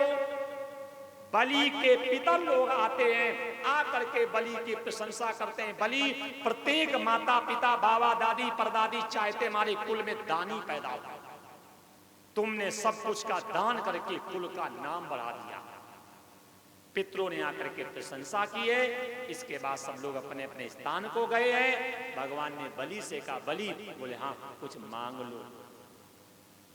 बलि हंस करके बोला, क्या मांगे, तुम तो स्वयं भिखारी हो। जो 3 पग पृथ्वी हमसे मांगता हो उस भिखारी से हम क्या मांगे। आगे बात, मांगना गधाई, कुछ मांगना खुदाई, और कुछ ना मांगना बोले शहंशाही।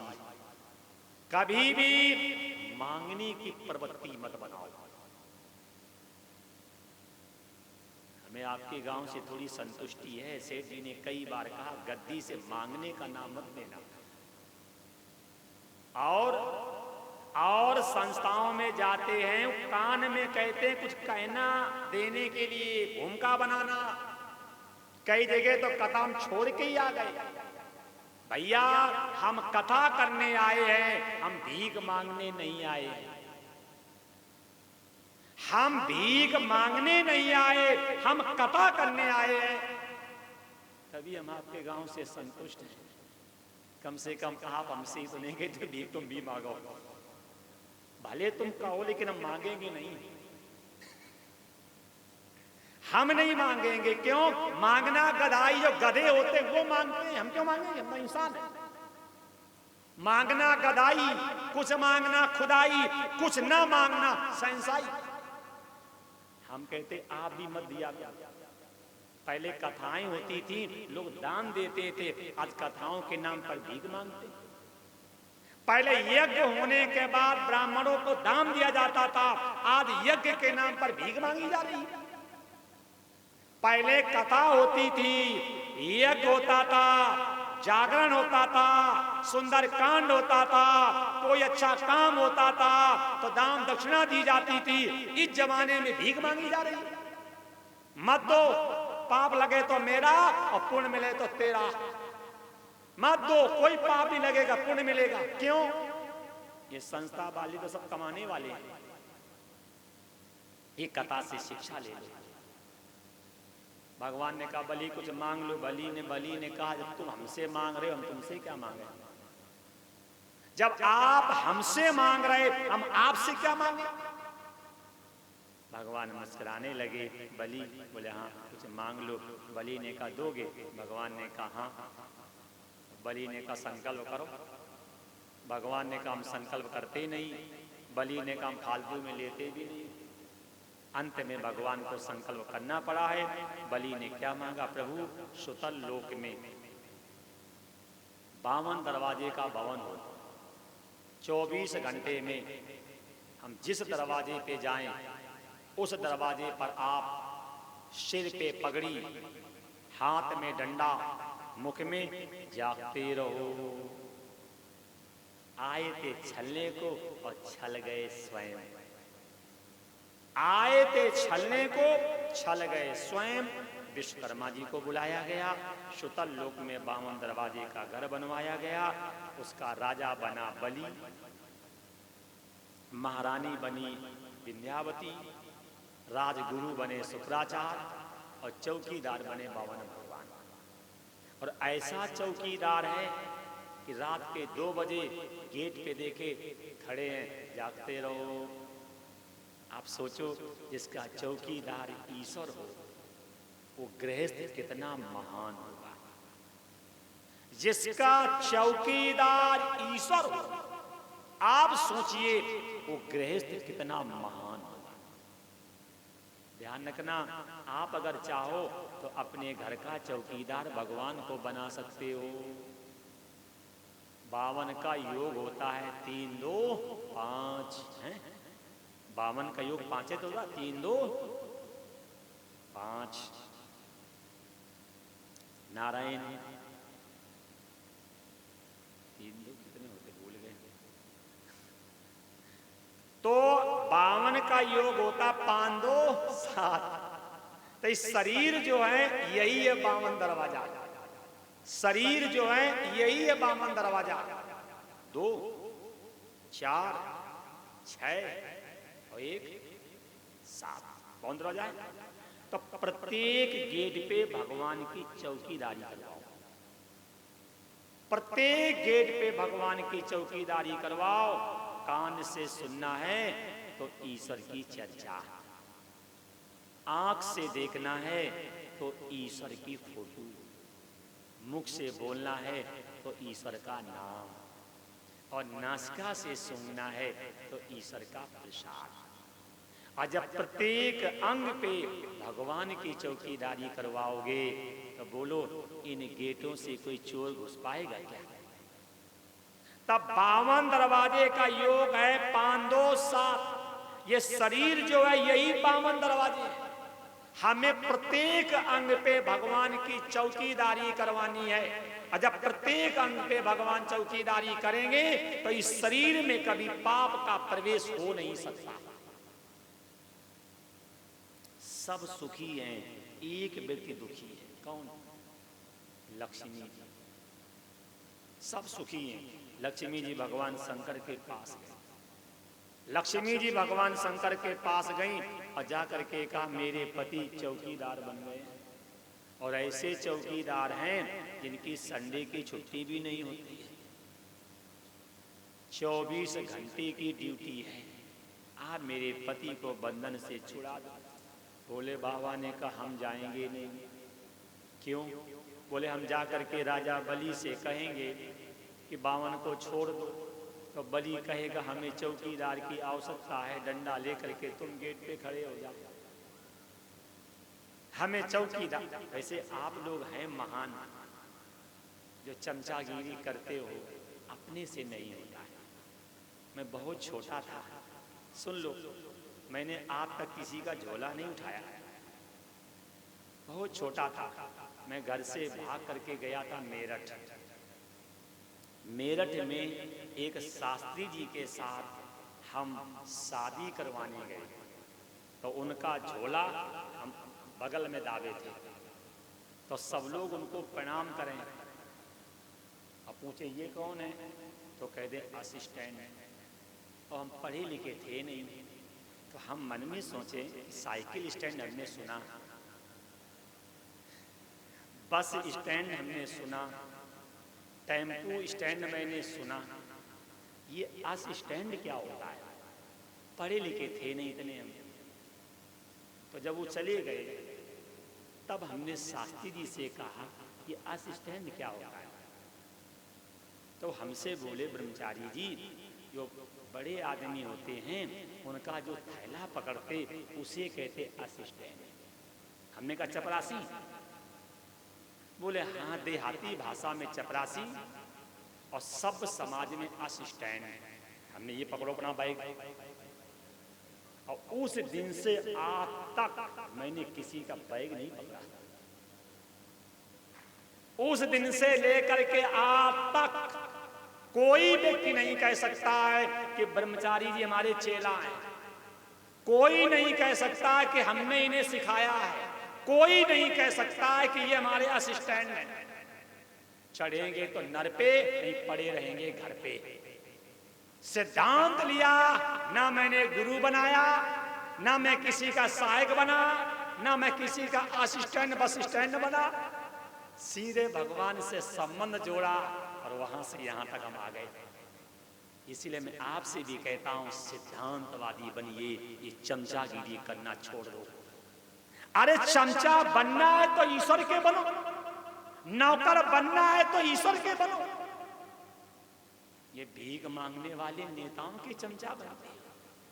देख लेना, वोट तो पड़ गए, जब जीत जाएंगे जिंदाबाद। इन चमचों से पूछना क्या मर गया है क्या?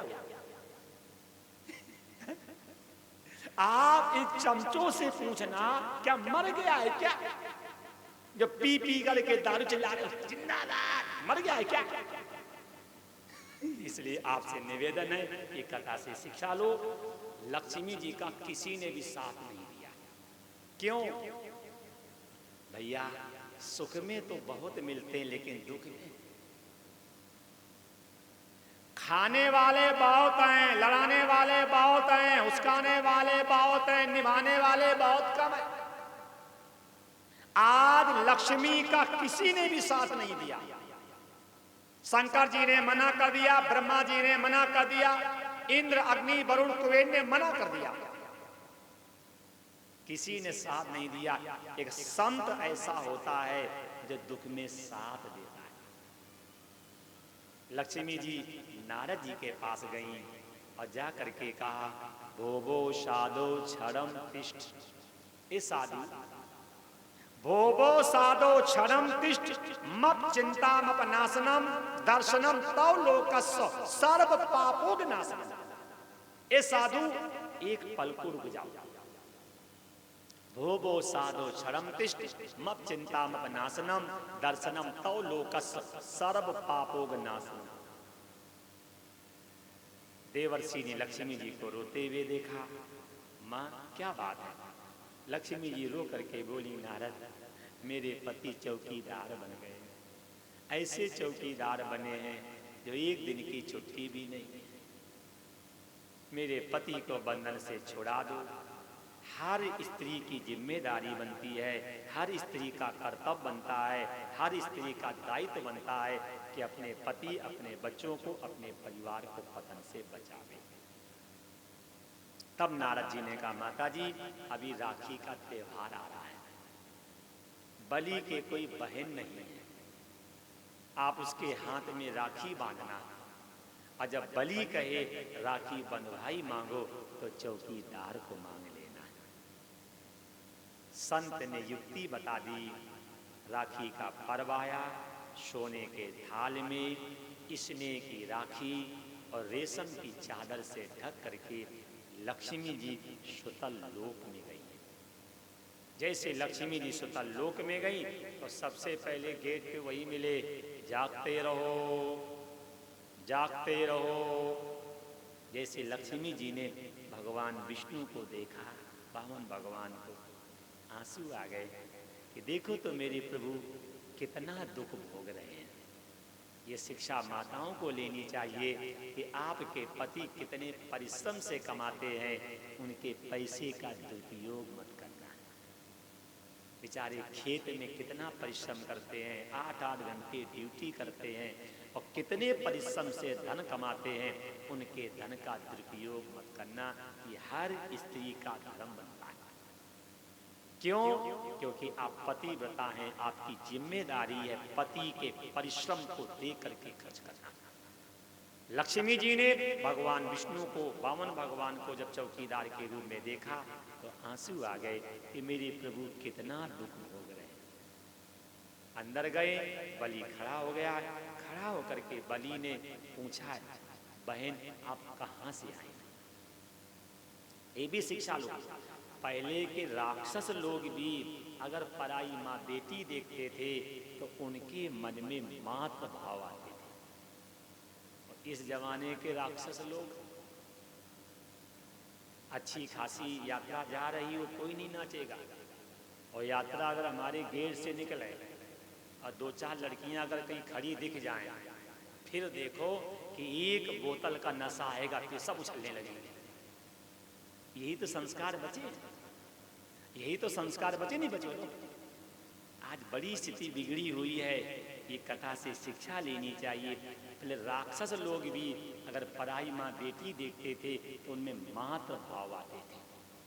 और इस जमाने के राक्षस जो हैं, पराई माँ बेटी को देख करके बैल बन जाते हैं।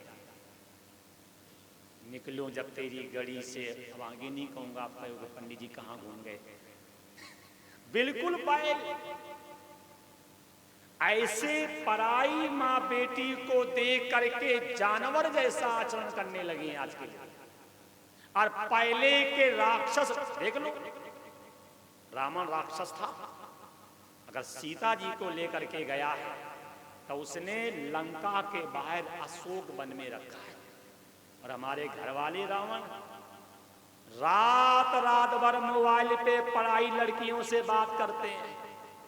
एक नहीं, कई लड़कियों से बात करते हैं।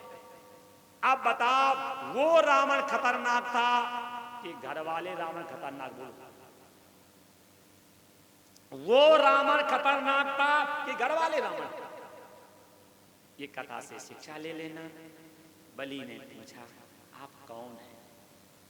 लक्ष्मी जी ने कहा, भैया आज राखी का त्योहार है। ये राखी का त्योहार जो है भाई और बहन के प्रेम का त्योहार है। मैं आपकी राखी बांधने आई हूं। बलि रो करके बोला, बहन हजारों वर्षों से हाथ खाली है, हजारों वर्ष से मेरा हाथ खाली है। इस सूने हाथ को कोई तो भरने आया। इसीलिए मैं आपसे भी कहता हूं, ये भाई और बहन के संबंध को तोड़ना मत। जिस पेट से आप पैदा हुए और उसी पेट से बहन पैदा हुई, जब आप बहन के भले ना हुए तब पराए पेट से आने वाली पत्नी के भले हो जाओगे क्या? बोलो। जिस पेट से आप पैदा हुए और उसी पेट से बहन पैदा हुई, जब बहन के भले ना हुए तब पराए पेट से आने वाली पत्नी के भले हो जाओगे क्या? कभी भी भाई बहन के संबंध को तोड़ना मत। बलि ने कलाई बढ़ाई है, लक्ष्मी जी ने राखी बांधी है, बलि ने प्रणाम किया है, कहा बहन मांग क्या चाहिए।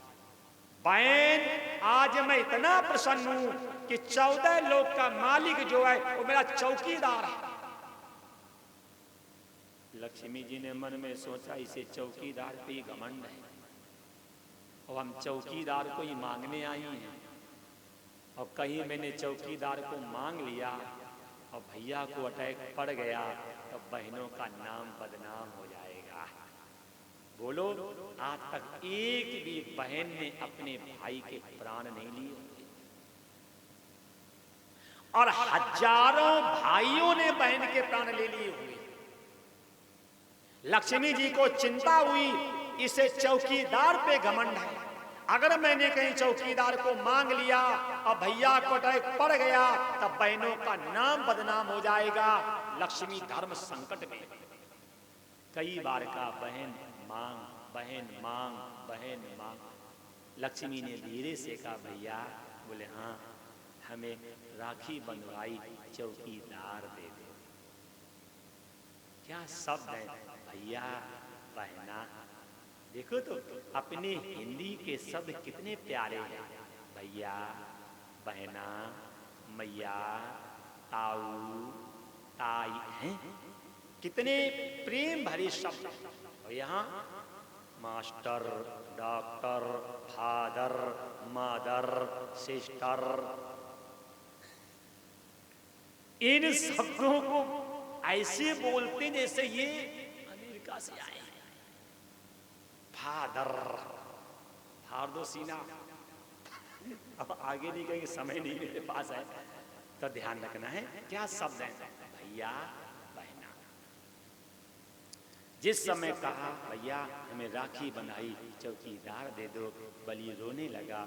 रो करके कहा बहन तूने मुझे छल दिया, अगर मुझे मालूम होता कि राखी बंधवाई तो चौकीदार मांगेगी तो मैं राखी बंधवाता ही नहीं। बहन मैं प्राण देने को तैयार हूं, चौकीदार नहीं दूंगा। लक्ष्मी धर्म संकट में मांग रही है तो भाई और बहन के प्रेम में दरार पड़ रही है, और नहीं मांग रही है तब पति और पत्नी के प्रेम में दरार पड़ रही है। माताओं में जिद होती है, राज हट, बाल हट, प्रिया हट। बलि ने कहा बहन मैं प्राण देने को तैयार हूं, चौकीदार नहीं दूंगा। लक्ष्मी पर कोई फर्क ना पड़ा। जब माताएं अपने पे उतर आती हैं तो इनका सीना वज्र से ज्यादा कठोर हो जाता है। दशरथ जी ने अपना मुकुट उतार करके कैकेयी के पैरों में रख दिया था। कैकेयी मैं प्राण देने को तैयार हूं, लेकिन राम को मांग करके मेरे प्राण मत लो। मानी क्या? ये मां आपकी नहीं कह रहा, मुझे गुस्सा हो जाता। जब माताएं अपने पर उतर आती हैं तो असंभव को भी संभव करने की हिम्मत। अभी तो किसी महात्मा ने कहा स्त्री अगर उतर आवे अपने पे तो अबला बन करके सबला और अच्छे अच्छे का बजा देती है तबला। अगर स्त्री अपने पे उतर आवे तब बन करके अबला और अच्छे अच्छे का बजा देती है तबला। बजे नहीं, देखिए बड़े बड़े महात्मा जेल में पड़े हैं, तबला बजा कि नहीं बजा? खूब महारास नचाते थे। और जब स्त्री अपने पर उतर आई तो ऐसा तबला बजाया कि अब उनका महाराज जेल में पूरा होगा। इसीलिए मैं आपसे कहता हूं सीख लो। लक्ष्मी पे कोई प्रभाव नहीं पड़ा। अंत में बलि को क्रोध आया। ए बहन, चौकीदार को मांगने वाली कौन है? अपने रूप में आओ। ये चौकीदार को मांगने वाली आप कौन है, अपने रूप में आओ। जैसे बलि ने कहा, लक्ष्मी जी अपने रूप में आ गई। बलि चरणों में गिर पड़ा, बहन जीवन धन्य हो गया। जिसकी बहन लक्ष्मी हो, जिसका बहनोई विष्णु हो, उसका गृहस्थाश्रम धन्य हो गया। उसी समय सेवक को बुलाया, जाओ बावन भगवान को बुला करके लाओ। बावन भगवान आए। बलि ने कहा, प्रभु मैंने तुम्हें बंधन से मुक्त किया, जाओ। जैसे बलि ने बावन से कहा, मैंने तुम्हें बंधन से मुक्त किया, जाओ। बावन भगवान ने कहा, बलि बोले हाँ, कुछ वरदान मांग लो। बलि ने कहा, अब मत कहो। बोले क्यों? अब दोनों ही हो, अब कहोगे तो फिर दोनों को मांगेंगे। एक गेट की सेवा करेगा, एक रसोई की सेवा करेगा। तुम्हारी जमानत करवाने वाला भी अब कोई नहीं है। कम से कम पत्नी बाहर थी तो कम से कम तुम्हें छुड़ा तो लिया। और अब कहोगे तो एक गेट की सेवा करेगा, एक रसोई की सेवा करेगा, आपकी जमानत करवाने वाला भी कोई नहीं, अब मत कहो। अंत में भगवान ने बलि को अमर कर दिया। ये कथा भागवत में आती है। आगे की चर्चा कल सुनेंगे। श्री राम जय राम, जय जय राम, श्री राम। श्री राम जय राम, जय जय राम, श्री राम। श्री राम जय राम, जय जय राम, श्री राम। श्री राम जय राम, जय जय राम, श्री राम। श्री राम जय राम, जय जय राम, श्री राम। बोलो रामचंद्र भगवान की जय। एक राम नाम की माला करेंगे। देखो मैंने आपसे कई बार कहा है कि बाईं हथेली पे दाईं हथेली को डालना चाहिए। ये है शब्द और ये है नाद। जब शब्द बिंदु और नाद बिंदु जब आपस में टकराते हैं तो सुषुम्ना नाड़ी के निचले भाग में है कुंडली। उस कुंडली में कंपन होता है। अगर कुंडली जग जाए तो एक पल में पूरे ब्रह्मांड का बोध हो जाए। तो थोड़ा हिसाब से बजाओ। बाईं हथेली पे दाईं हथेली को डालना है। शब्द बिंदु और नाद बिंदु को आपस में टकराना है, जाकि हमारा शरीर स्वस्थ हो, बुद्धि कुशाग्र हो, मन एकाग्र हो, पाप से मन हटे और ईश्वर में मन लगे। ठीक।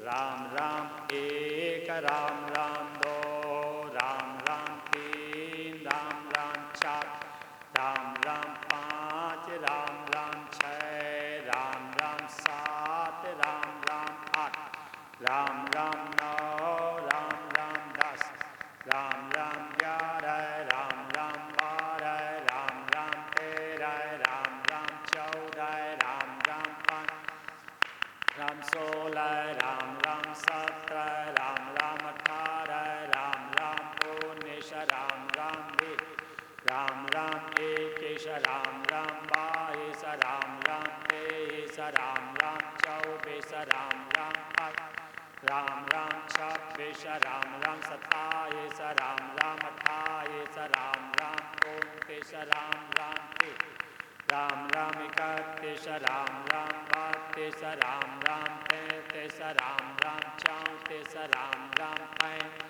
राम राम 36, राम राम 37, राम राम 38, राम राम 39, राम राम 40, राम राम 41, राम राम 42, राम राम 43, राम राम 44, राम राम 45, राम राम 46, राम राम 47, राम राम 48, राम राम 50, राम राम 50, 51, राम राम 52, राम राम 53, राम राम 54, राम राम 55, राम राम 56, राम राम 57, राम राम 58, राम राम 59, राम राम 60, राम राम 61, 60 राम राम 62 राम राम 63 राम राम 64 राम राम 5 राम राम 66 राम राम 67 राम राम 68 राम राम 69 राम राम 70 राम राम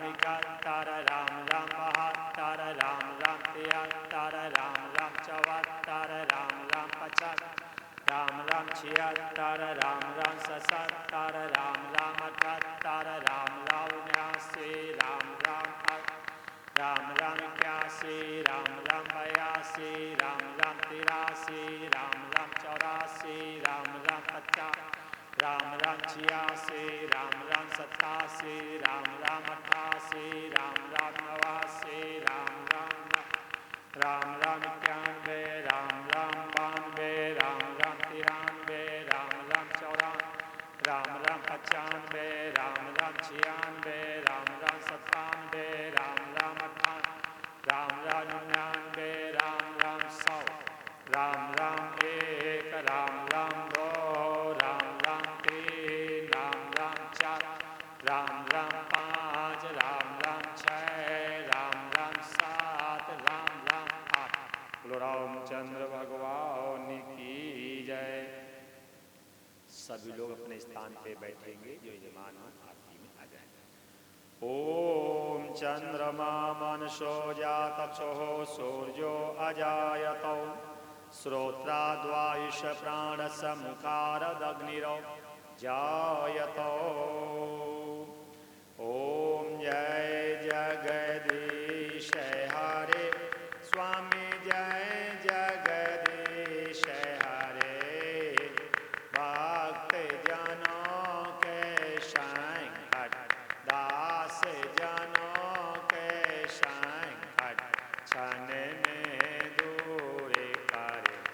ओम जय जगदीश हरे जो ध्यावे फल पावे दुख बिनु से मन का स्वामी दुख बिनु से मन का शोक संपत्ति घर आवे शोक संपत्ति घर आवे कष्ट मिटे तन का। ओम जय जगन मात पिता तुम मेरे शरण गाऊं मैं किसकी स्वामी शरण गाऊं मैं किसकी तुम बिन और न दूजा प्रभु बिन और न दूजा आस करूं मैं जिसकी। ओम जय जगन तुम पुराण परमात्मा तुम अंतरयामी स्वामी तुम अंतरयामी पार ब्रह्म परमेश्वर पार ब्रह्म परमेश्वर तुम सबके स्वामी। ओम जय जगन तुम करुणा के सागर तुम पालन करता स्वामी तुम पालन करता मैं मूरख कल कामी मैं सेवक तुम स्वामी कृपा करो बरता। ओम जय जगन तुम हो एक अगोचर सबके प्राणपति स्वामी सबके प्राणपति किस विध मिलूं दयामय किस विध मिलूं दयामय तुमको मैं कुमति। ओम जय जगन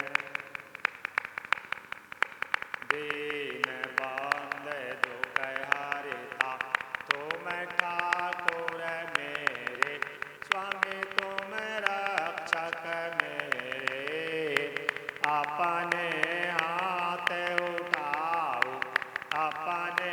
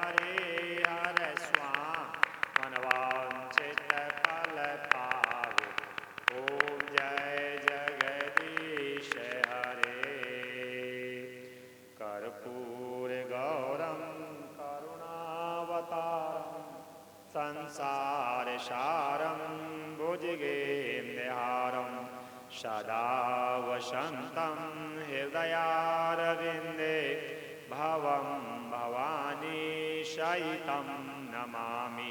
त्वमेव माता च पिता त्वमेव बन्धुश्च सखा त्वमेव